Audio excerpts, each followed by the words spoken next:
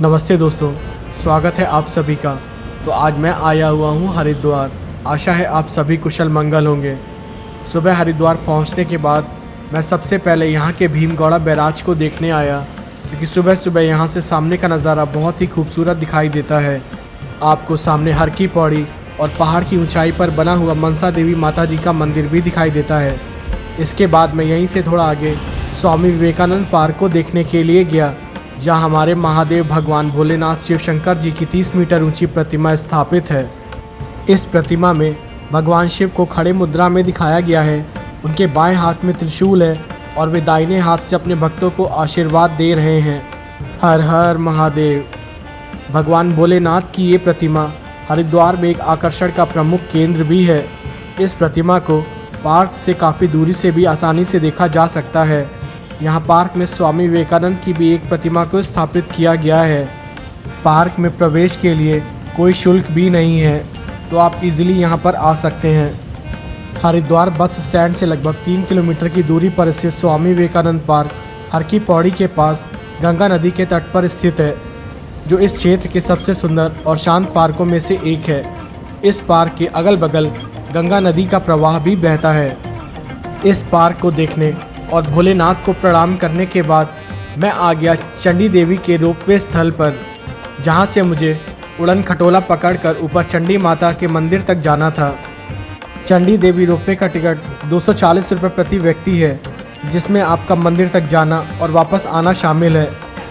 यहां से आपको मनसा देवी मंदिर का भी टिकट मिल जाता है। आपका चंडी देवी और मनसा देवी का टिकट मिलाकर 439 रुपये का टिकट प्राइस पड़ता है।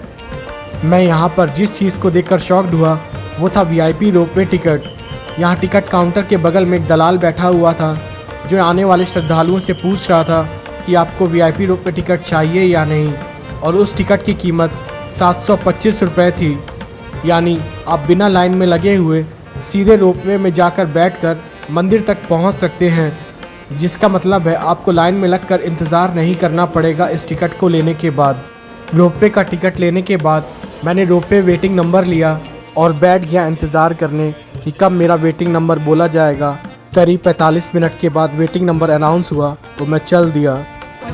चंडी देवी रोपवे हरिद्वार में चंडी देवी मंदिर तक पहुंचने का एक बहुत ही लोकप्रिय और तेज़ तरीका है।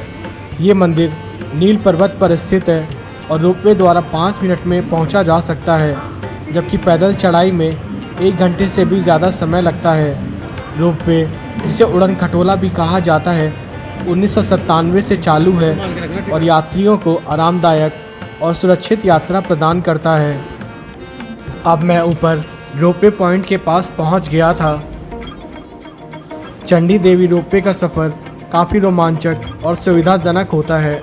श्रद्धालु रोपवे द्वारा पहाड़ की चोटी पर स्थित दोनों मंदिरों चंडी देवी मंदिर और मां अंजना देवी मंदिर तक लगभग 5 मिनट में पहुंच जाते हैं। मां चंडी देवी मंदिर उत्तर भारत के सबसे प्राचीन मंदिरों में से एक है और साल भर यहां बड़ी संख्या में श्रद्धालु लोग आते हैं।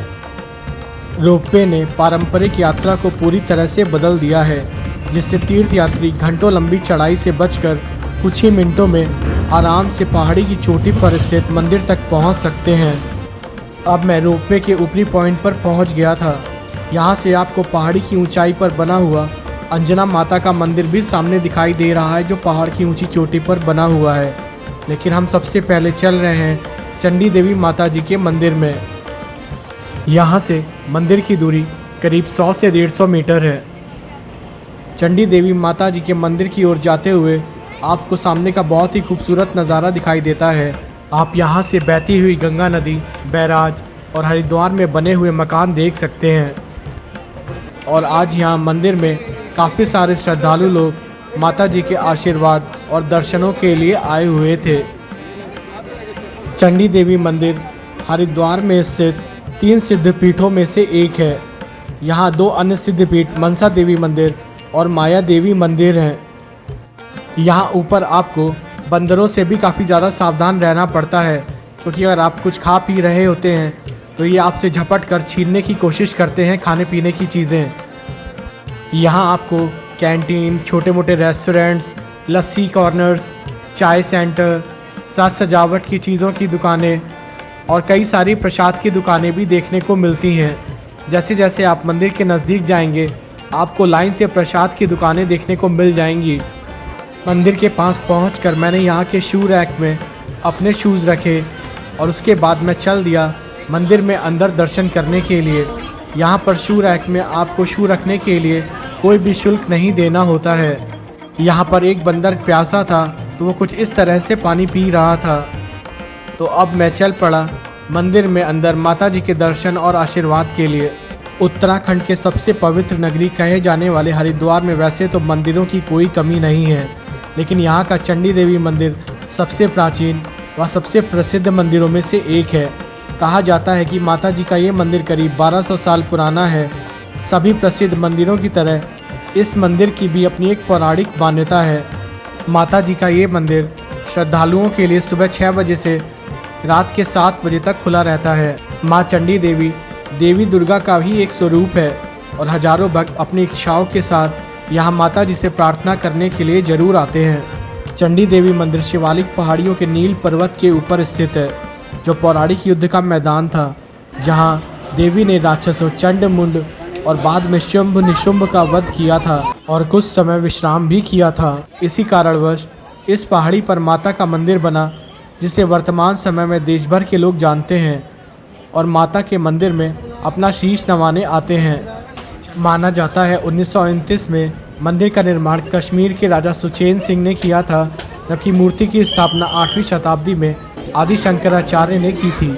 मंदिर के अंदर फोटोग्राफी और वीडियोग्राफी अलाउड नहीं थी, तो गार्ड ने सीटी बजाकर कैमरा बंद करवा दिया।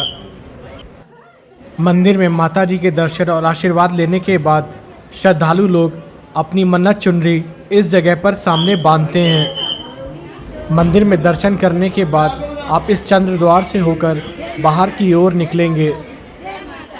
जब आप मंदिर से दर्शन कर बाहर की ओर आ रहे होंगे तो यहाँ पर आपको माँ अन्नपूर्णा जी का मंदिर, माँ भद्रकाली जी का मंदिर, काल भैरव जी का मंदिर और हनुमान जी का भी मंदिर देखने को मिलता है।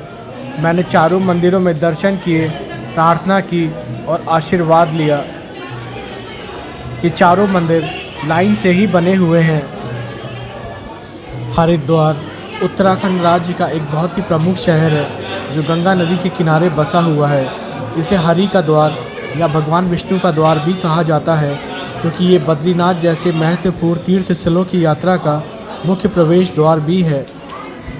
जब आप मंदिर से बाहर की ओर निकल रहे होंगे तब आपको यहाँ पर कई सारी प्रसाद की दुकानें, बिंदी की दुकानें, गले में पहनने वाली मालाओं की दुकानें, साज सजावट की चीज़ों की दुकानें देखने को मिलेंगी। साथ ही साथ आपको यहाँ पर एक शिकंजी सेंटर भी देखने को मिलेगा, जहाँ पर रुककर आप शिकंजी पी सकते हैं। यहाँ पर रास्ते में खिलौनों की दुकानें, कई सारी मालाओं की दुकानें, कंगन की और भी अलग अलग तरह की दुकानें थी। मैं यहाँ दूसरी बार चंडी देवी मंदिर में दर्शन करने के लिए आया था। इससे पहले मैं एक बार 2018 में चंडी देवी मंदिर में दर्शन करने के लिए आया था। यहाँ रास्ते में कई सारी माताएं बैठकर आपसे मदद की गुहार लगाती हैं। अगर हो सके तो आपको इनकी मदद ज़रूर करनी चाहिए। मंदिर में तो हर कोई दान करता है, लेकिन बाहर बैठी इन बूढ़ी महिलाओं की मदद करना भी एक पुण्य का काम है। चंडी देवी माता जी के मंदिर में दर्शन करने के बाद अब मैं बाहर की ओर निकल रहा था, क्योंकि अब मुझे जाना था अंजना माता मंदिर में दर्शन करने के लिए।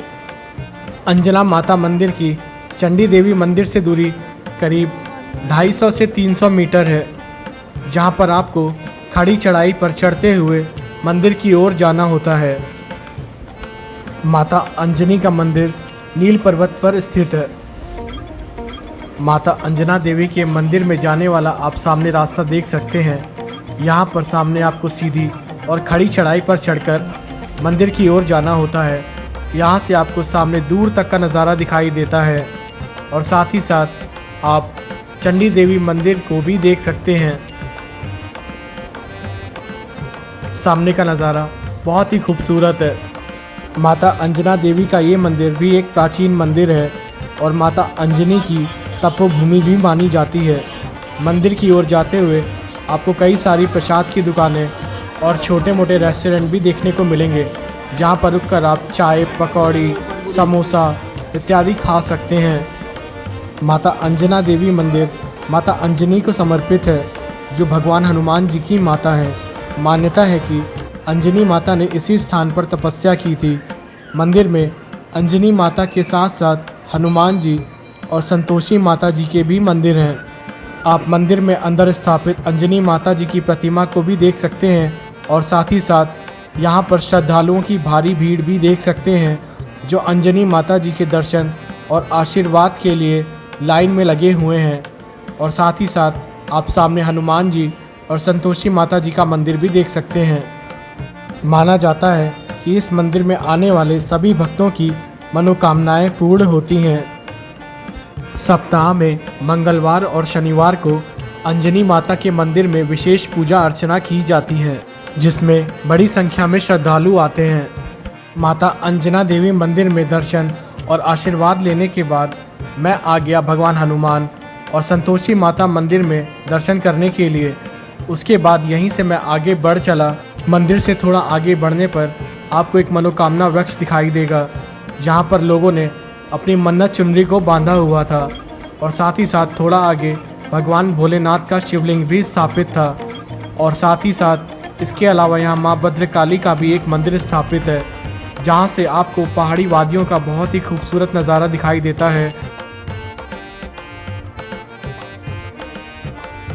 और साथ ही साथ एक यहाँ पर लाल कलर की पत्तियों वाला पेड़ भी लगा हुआ था, जो कि देखने में काफ़ी अच्छा लग रहा था। अगर आप लोग इस पेड़ का नाम जानते हैं तो कृपया कमेंट बॉक्स में ज़रूर बताएं। यहाँ पर कुछ देर रुकने के बाद अब मैं वापस चल पड़ा नीचे की ओर। यहाँ ऊंचाई से आपको चंडी देवी मंदिर तक जाने वाला सड़क मार्ग भी दिखाई देता है, जिससे होकर श्रद्धालु लोग चंडी देवी मंदिर की ओर जाते हैं।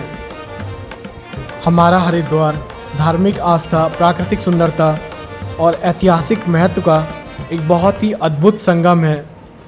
हरिद्वार का इतिहास बहुत ही पुराना है और इसका उल्लेख प्राचीन ग्रंथों में भी मिलता है। अब मैं वापस रोपवे पॉइंट के पास पहुंच गया था। यहाँ पर रास्ते में आपको गेम पॉइंट और स्नैक पॉइंट भी देखने को मिलेगा, जहाँ पर आप गेम पॉइंट पर पिरामिड स्मैश खेल सकते हैं और साथ ही साथ स्नैक पॉइंट पर cold drink, popcorn, chips, ice cream आदि ले सकते हैं। जिस दिन मैं चंडी देवी मंदिर में दर्शन करने के लिए आया था, इस दिन यहाँ पर काफ़ी ज़्यादा श्रद्धालु लोग भी आए हुए थे। मुझे लगा था यहाँ पर मंदिर में अंदर दर्शन करने के लिए जाने में काफ़ी ज़्यादा वक्त लगेगा, लेकिन मुझे दर्शन काफ़ी जल्दी और आराम से हो गए। और अब मैं वापस नीचे के रोपवे पॉइंट पर पहुँच गया। जब आप बाहर की ओर निकल रहे होंगे तब आपको यहाँ पर कई सारी शॉप्स भी देखने को मिलेंगी, जिनमें आपको मैजिक फ़ोटोज़, रेस्टोरेंट्स, बच्चों के लिए गेम पार्लर देखने को मिलता है।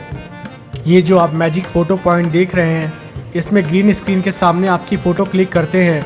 इसके बाद ये उस ग्रीन स्क्रीन में केदारनाथ का मंदिर या बद्रीनाथ का मंदिर या उत्तराखंड की फेमस पहाड़ियों की पिक्चर डाल देते हैं। यहाँ पर रेस्टोरेंट भी काफ़ी बड़ा बना हुआ है, जहाँ पर रुककर आप खाना पीना कर सकते हैं। साथ ही साथ बच्चों के लिए गेम पार्लर भी काफ़ी बड़ा बना हुआ है। यहाँ पर fruit chaat corner, popcorn corner, sweet corn corner भी बना हुआ है। आप सामने श्रद्धालुओं की वेटिंग लाइन भी देख सकते हैं।